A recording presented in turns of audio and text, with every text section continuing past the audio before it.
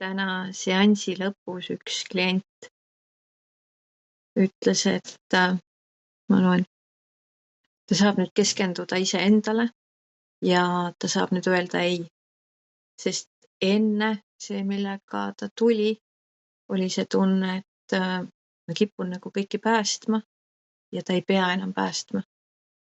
Ta saab elada iseenda jaoks ja tal ei ole enam seda vajadust ja selle taga oli see otsus, et ma pean olema kasulik, sest muidu ma ei ole tähtis.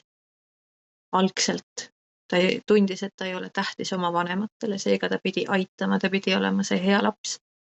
Ja see on teda terve elu saatnud, päästa kedagi, päästa kolleege, päästa oma elukaaslast, päästa kedagi kuskilt, teha temast oma projekt selleks, et ma saaks tunda ennast piisavalt tähtsana, isegi kui tavaliselt see päästmine ei tule ju välja, sest et siis ma võtan teise inimese vastutuse ära.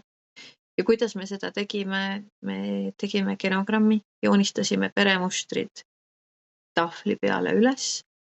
Ta nägi, mis seal toimus. Ja kui ma ütlen nägi, mis seal toimus, ma mõtlengi, et need mustrite jaoks kasutatavad märgid, mida ma siis sinna inimeste vahele tõmban, et need räägivad nagu oma keelt, need näitavad seda, kuidas see muster kordub põlvest põlve, kust mingisugused asjad tulevad, mingisugune käitumine.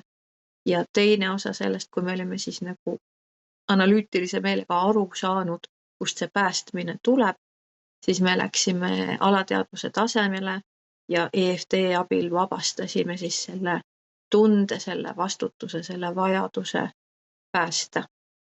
Ja 1,5 tunniga on see olukord 180 kraadi teine selle inimese jaoks, mis sa näed.